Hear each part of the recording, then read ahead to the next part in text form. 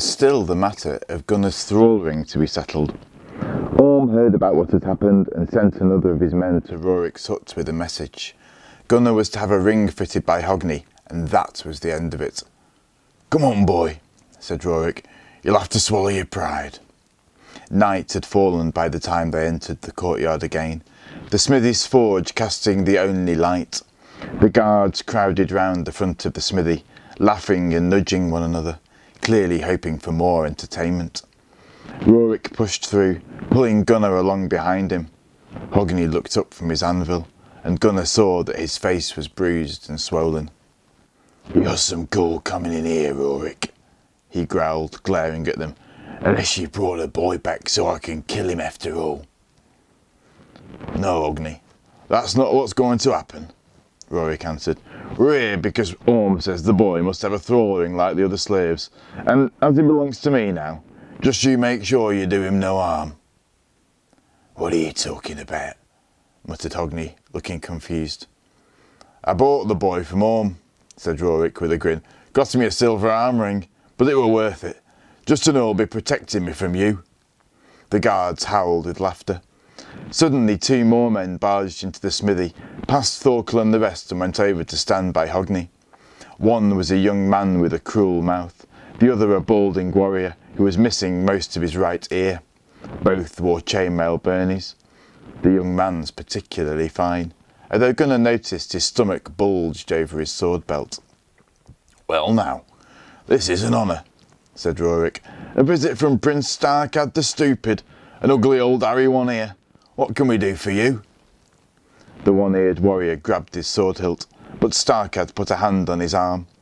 "Let's not have any trouble, Harry," he said, smiling. Starkad reminded Gunnar of somebody, but he couldn't think who. "Rorick likes to tease," Starkad went on. "Mind you, that will probably be the death of him some day." "You think so?" said Rorick. He gripped his own sword hilt.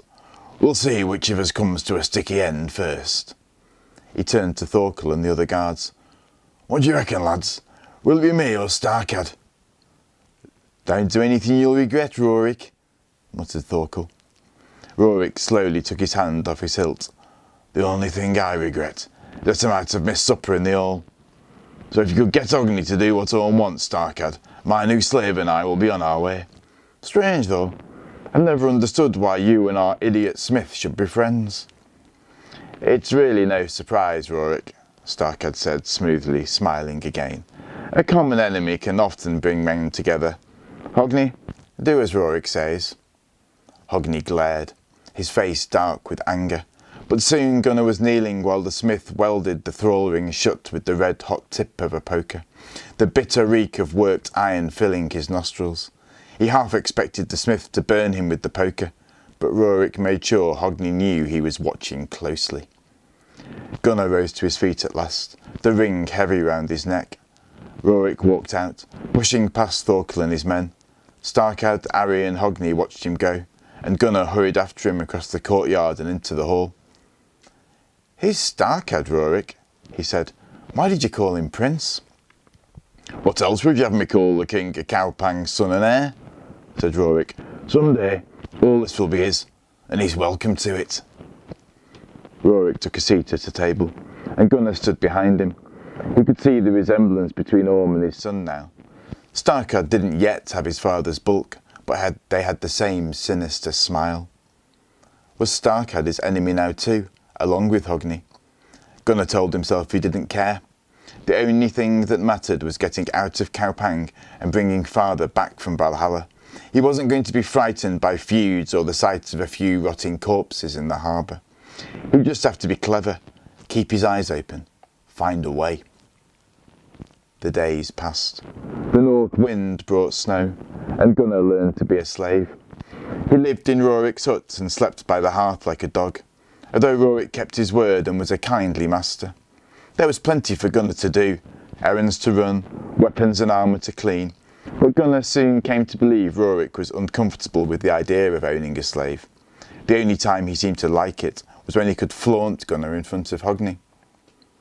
Before long, Gunnar felt he knew Cowpang as well as the Great Fjord. The town was always full of people.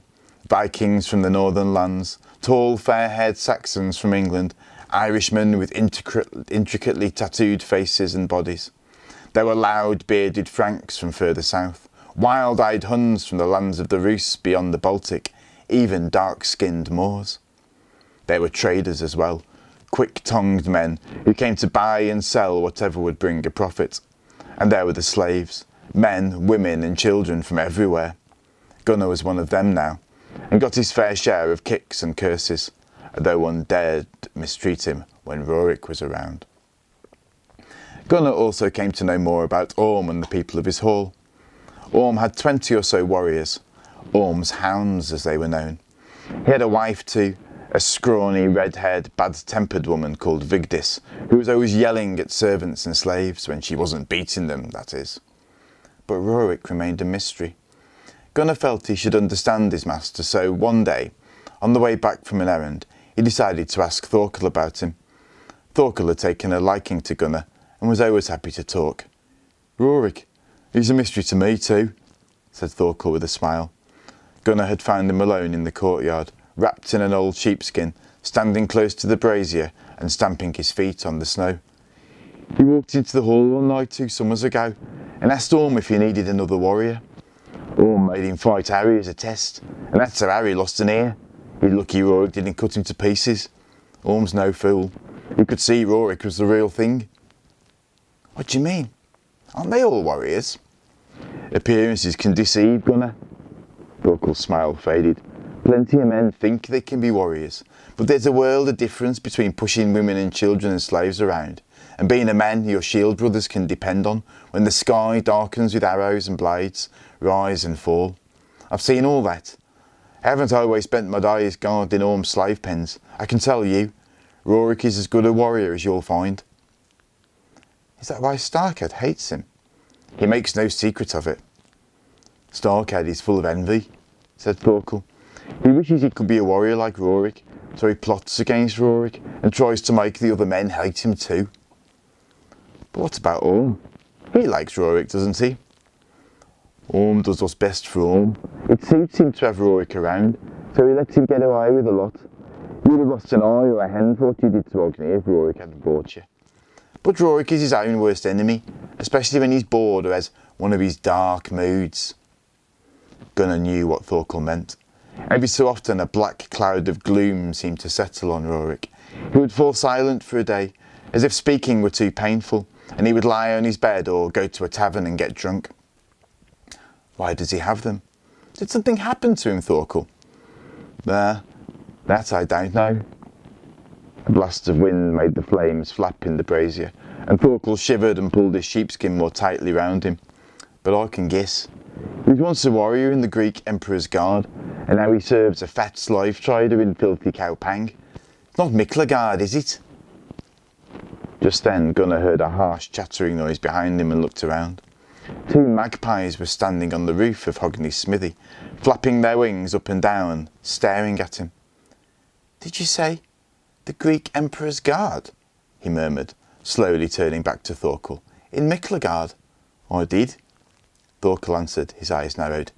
"Is it important?" "No," said Gunnar, "but it was very important indeed."